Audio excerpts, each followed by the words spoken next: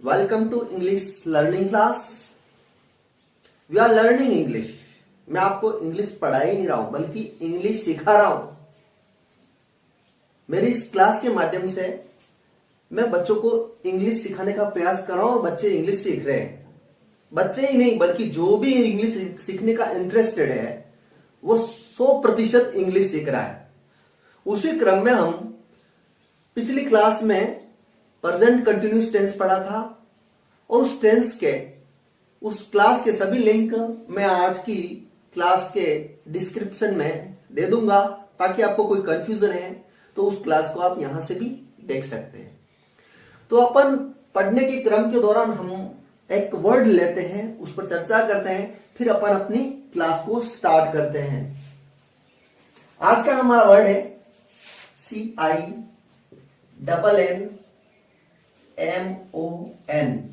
Cinnamon. हो सकता है ये वर्ड आपने सुना हो सकता है नहीं सुना हो। सिनेमन होता है दालचीनी। दालचीनी यह मसाले के रूप में प्रयुक्त होती है। चाय में उसका प्रयोग होता है और सब्जी में इसका प्रयोग होता है। तो इस सिनेमन वर्ड को आप याद रखना ताकि आपका एक वोकेब का वर्ड बढ़ेगा जो आपकी इंग्लिश इंप्रूविंग में मदद मिलेगी, काफी इंटरेस्ट हो जाएगी। तो आप इस वर्ड को याद रखना। अब आगे अपन देखते हैं present perfect tense. Present perfect tense जैसे कि टेंस का नाम आ रहा है, अगर उसको आपने ध्यान से देख लिया या सुन लिया पढ़ लिया तो आपका टेंस फिनिश, उसके आगे जाना ही नहीं है। प्रेजेंट वर्तमान में, परफेक्ट, परफेक्ट मतलब कंप्लीट। कोई काम वर्तमान में कंप्लीट हो चुका है तो वहां प्रेजेंट परफेक्ट टेंस होता है। यानी अभी अभी कोई काम खत्म कर चुके हैं, फिनिश हो चुका है, उस कार्य के लिए प्रेजेंट परफेक्ट टेंस आएगा। जो काम अभी अभी फिनिश हुआ है उसके लिए इस टेंस का प्रयोग किया जाता है। जैसे मैंने खाना खा लिया है, वह आ चुकी है, वे गाना गा चुके हैं, हम वहां रह चुके हैं, मैंने काम कर लिया है, मैंने पढ़ाई कर ली है। इस प्रकार के सेंटेंस होते हैं। वह आ गया है, मैं चला गया हूं, उसने पुस्तक खरीद ली है। जो काम अभी अभी फिनिश हुआ है और उसका प्रभाव अभी तक है। जैसे अपन ने किसी को मिलने गए और अपन ने पूछा खाना खा लिया, तो उसने अभी अभी खाना खाया है, खाना अभी भी फिनिश किया है, उसका प्रभाव अभी नजर आ रहा है। तो वहां प्रेजेंट परफेक्ट टेंस होगा। मैं खाना खा चुका हूं, यानी गैप ज्यादा नहीं है कार्य फिनिश होने में और बोलते वक्त, उन दोनों में वक्त ज्यादा नहीं है।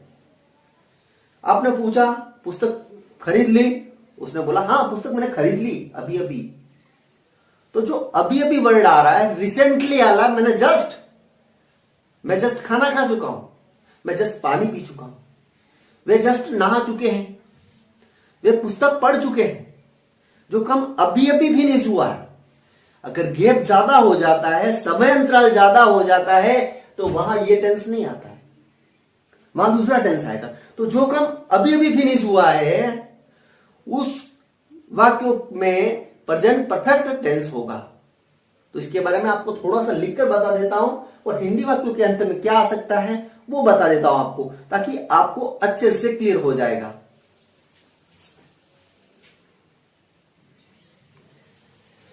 मैं यहां पर प्रेजेंट परफेक्ट की पहचान को और आपको अच्छे से क्लियर करके बताऊंगा। जैसे इस टेंस में ऐसे कार्य दर्शाए जाते हैं जो अभी अभी समाप्त हुए, उनका प्रभाव वर्तमान समय में भी दिखाई देता है। जो काम अभी अभी समाप्त हुए उनका प्रभाव अभी नजर आ रहा है, यानी कार्य समाप्ति और बोलते समय अंतराल नहीं होता है। यानी मैं जिस समय बोल रहा हूं कार्य भी उसी समय खत्म हुआ है। जैसे मैं बस स्टैंड गया, बस आ गई है या आ चुकी है। अब यानी कि बस स्टैंड पर मैं जब गया, बस आ चुकी है या आ गई है, यानी उस समय बस वहां खड़ी है, वर्तमान समय में भी बस वहां खड़ी है, यानी उसका प्रभाव अभी नजर आ रहा है। वह उसने टेबल तोड़ दी है। अब अपन क्लास में गए, बच्चे ने टेबल तोड़ दी, उसने टेबल तोड़ दिया, यानी अभी भी वो टेबल टूटी हुई है, जिसका प्रभाव अपने को अभी भी नजर आए और वो काम अभी फिनिश हुआ है। तो उस स्थिति में प्रेजेंट परफेक्ट टेंस आएगा। काम समाप्त हुआ है और अपन बोल रहे हैं, उसके बीच में गैप नहीं होता है। अब इन वाक्यों में क्या आता है? उसने खाना खा लिया है, वह खाना खा चुका है, वे आ चुके, वे जा चुकी है। तो इस वाक्यों में अपन देखते हैं लास्ट में क्या आ रहा है? चुका है, चुकी है, चुके हैं, चुका हूं, चुकी है, अमूमन ये आता है। अब हमारे यहां बहुत सारी भाषाएं चलती है, उसी वाक्य को अपन दूसरे वे में भी कह सकते हैं। जैसे कि वाक्य है, मैं पेन खरीद चुका हूं, इसको अपन ने ऐसे भी डाइवर्ट कर सकते हैं, मैंने पेन खरीद लिया है, तो यहां पर या है आ गया। मैंने पेन खरीदा है, तो या आ है आ गया लास्ट में। चुका है, इसकी जगह अपन ने इस्तेमाल किया है या है और आ है, तो इनका अर्थ वही निकल रहा है जो चुका है में निकल रहा है या चुका हूं में निकल रहा है। अब यहां देखिए, वह आ चुकी है, वह आ गई है, ई है, या वह आई है, वह आ गई है। तो यहां इन दोनों का अर्थ भी चुका है वाला या चुकी है वाला ही निकल रहा है। तो इनके स्थान पर आ है, ई है, ए है, या है, या जी है भी हो सकता है।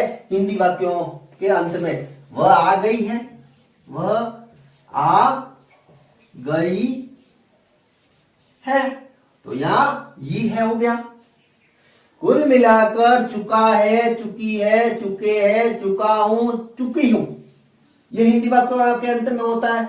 इनके बदले आ है, ई है, ए है, या है, ई है भी हो सकता है, क्योंकि इनका अर्थ भी यही निकलता है जो चुका, चुकी, चुके में निकलता है। तो इसको अपने को थोड़ा ध्यान में रखना है। मैंने इन दोनों उदाहरण से भी आपको समझा दिया है। तो हिंदी वाक्यों के अंत में क्या आता है वो मैं आपको बता चुका हूं। किस परिस्थिति में प्रेजेंट परफेक्ट टेंस होता है ये भी मैं आपको बता चुका हूं। अब अपने इसके एडवर्बियल के बारे में पढ़ते हैं।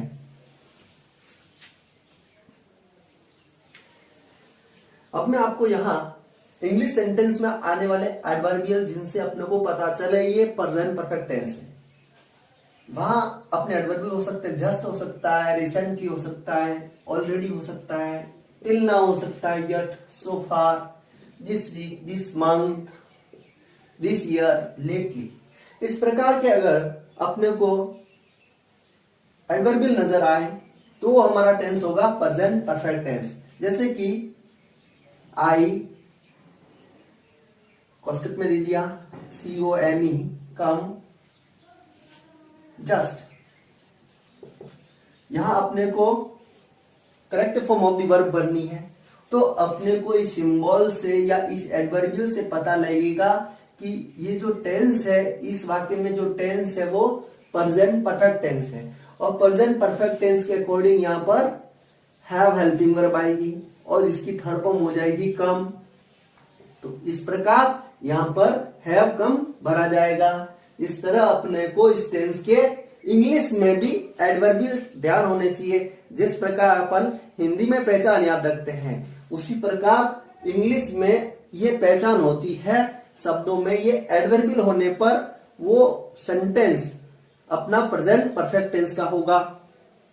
तो हम ये एडवर्बियल पढ़ चुके हैं। अब हम आगे बढ़ते हैं, स्ट्रक्चर के बारे में पढ़ते हैं। स्ट्रक्चर पढ़ने से पहले मैं आपको कहना चाहूंगा, मेरे जिस चैनल को देख रहे हो आप इसको सब्सक्राइब जरूर कीजिए, साथ ही शेयर जरूर करें और साथ ही जो बेल आइकन है उसको जरूर दबाएं ताकि जो नया वीडियो अपलोड हो वो तेजी से आप तक पहुंचे। सबसे पहले आप पर पहुंचे हैं और आप इस इंग्लिश सीखने का बेनिफिट, जो फायदा है, जो आप उठा सको, और साथ ही शेयर जरूर करें ताकि दूसरों को भी इसका बेनिफिट हो। अब हम पढ़ते हैं इस टेंस के स्ट्रक्चर के बारे में।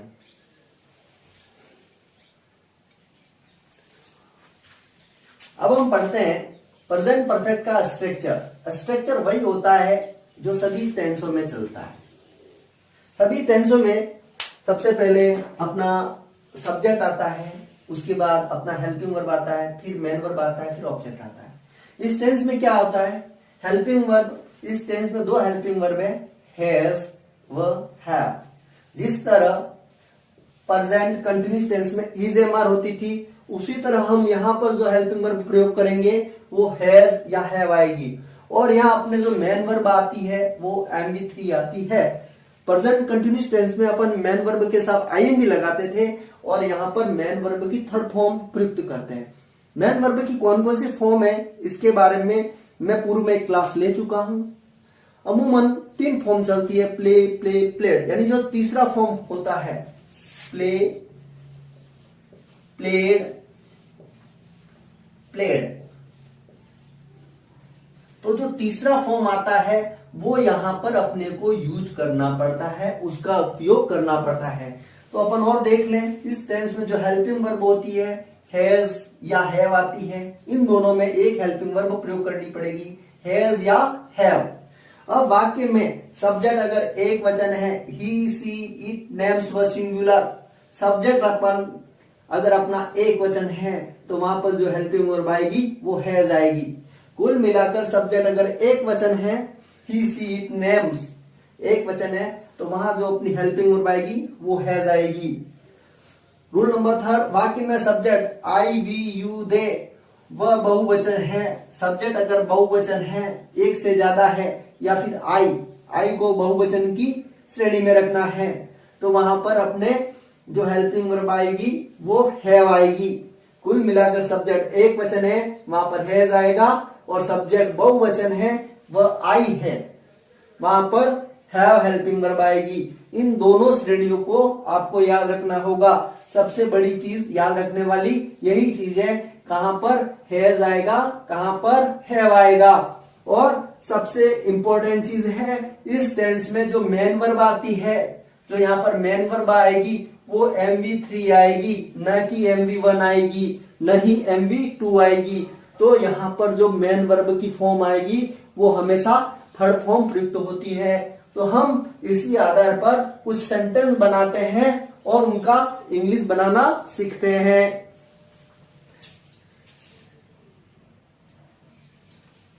इंग्लिश बनाने सीखने से पहले आप इसका स्क्रीनशॉट लेकर जरूर अपने नोट्स बना लीजिएगा, ताकि आपको भविष्य में याद रखने में दिक्कत नहीं हो। इनको जरूर नोट कर लीजिएगा। अब हम देखते हैं कुछ एग्जाम्पल।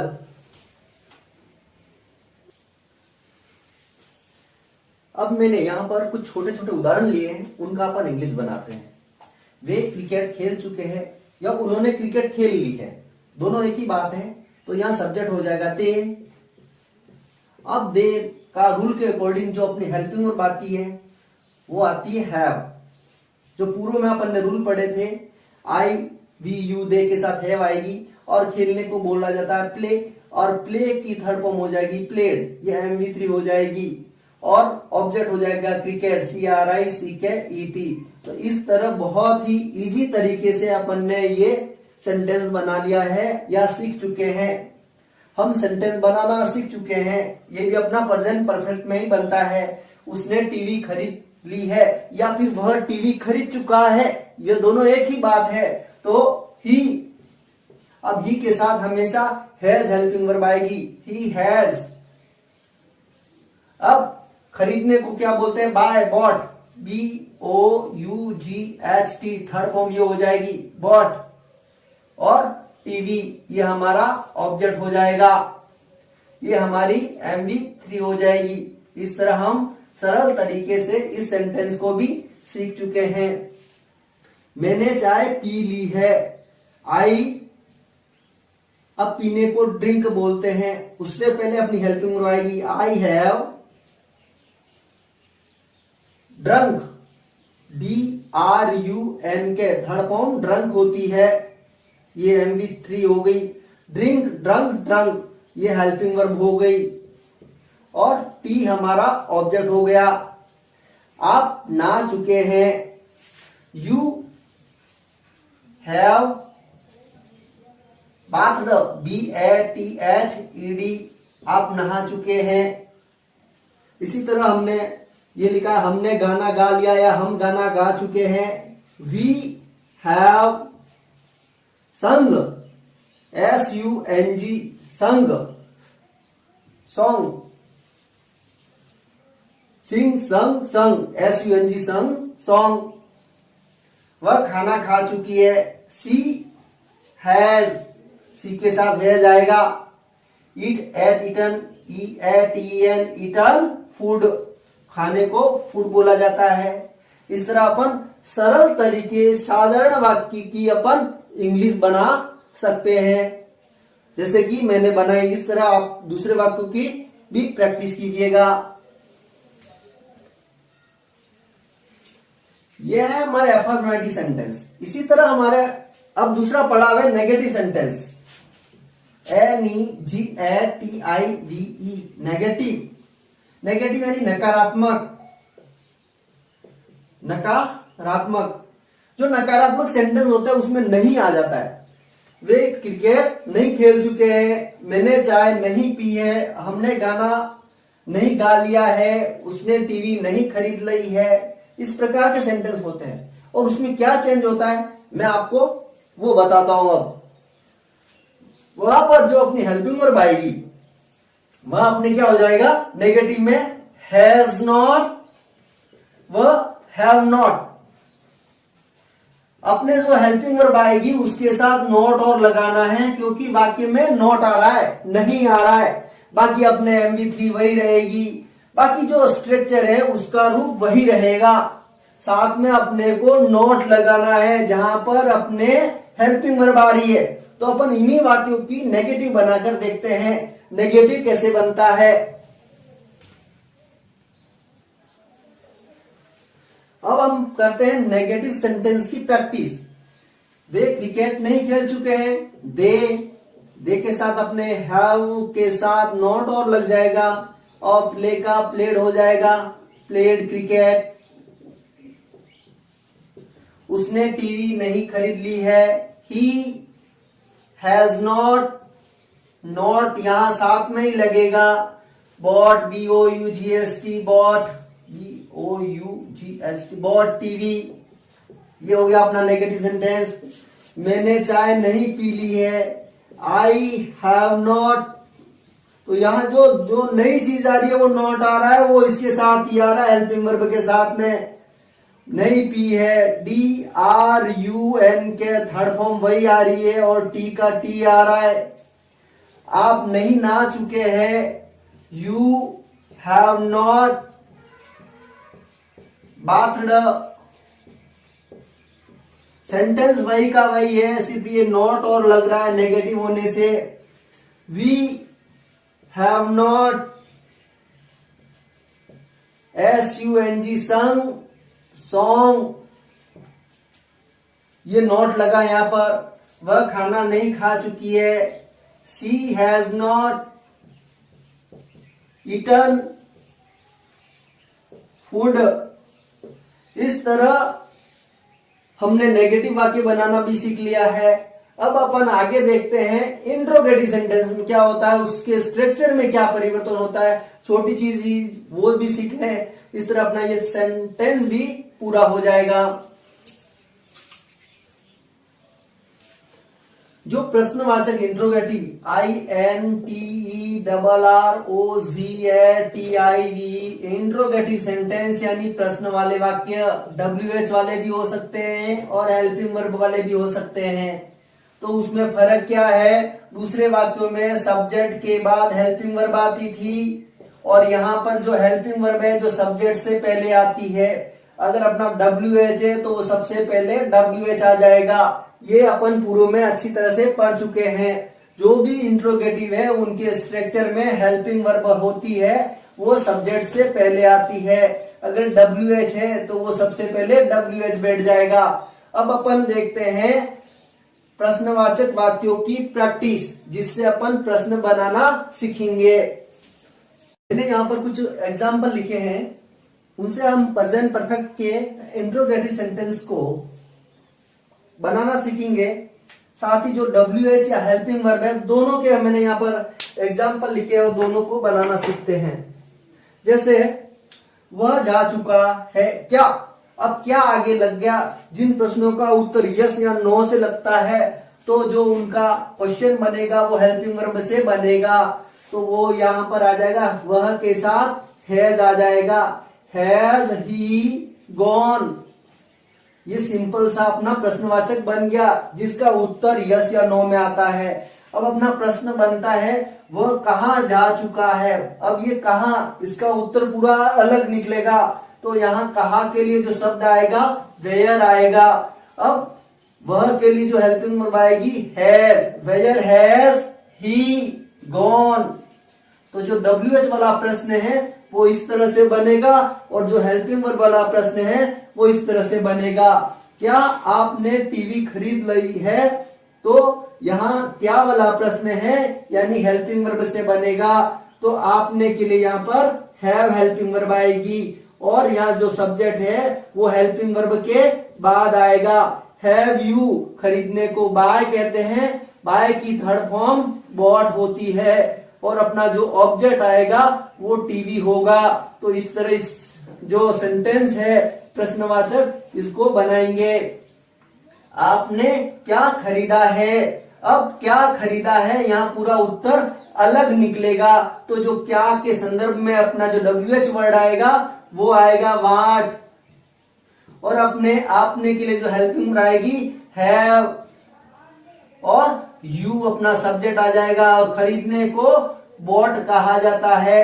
तो इस तरह अपना जो WH वाला जो क्वेश्चन है वो बनेगा। इसी तरह अपन देखते हैं, क्या मैं आपको बता चुका हूं, क्या मैं आपको बता चुका हूं। तो have I told you, have I के अकॉर्डिंग हैव हेल्पिंग वर्ब आएगी यहाँ पर और ये बताने को टेल कहा जाता है। टोल की थर्ड फॉर्म टोल्ड हो गई और यू अपना ऑब्जेक्ट हो गया।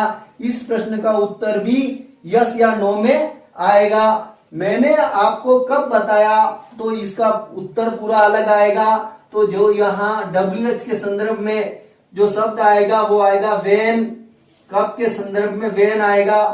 मैंने के लिए जो हेल्पिंग वर्ब आएगी have, when have I told you, मैं आपको कब बता चुका हूं या मैंने आपको कब बताया है। तो उस संदर्भ में जो इंग्लिश बनेगी वो इस तरह बनेगी। तो मैंने बहुत ही इजी तरीके से अफर्मेटिव, नेगेटिव और इंट्रोगेटिव सभी प्रकार के सेंटेंस को बताया है और सभी प्रकार के वाक्यों की अपन ने प्रैक्टिस की है। साथ ही अपन ने रूल भी देखे हैं, किस प्रकार के रूल है जिनसे हम जो सेंटेंस है हिंदी से इंग्लिश बनाते हैं। तो मैं आशा करता हूं कि आज की क्लास में आपने इस प्रेजेंट परफेक्ट टेंस को अच्छी तरह से लर्न किया है, सीखा है, समझा है और इस प्रकार के वाक्यों की आप प्रैक्टिस करोगे जिससे इस टेंस की मजबूती होगी। साथ ही आप इंग्लिश अच्छे तरह से सीखोगे। तो मैं अपेक्षा करता हूं आज की क्लास को आपने अच्छी तरह से पढ़ा, सुना और साथ ही मेरे चैनल को सब्सक्राइब करना मत भूलिएगा, बेल आइकन को जरूर दबाइएगा और इस चैनल को शेयर जरूर कीजिएगा। इसी के साथ जय हिंद, जय भारत।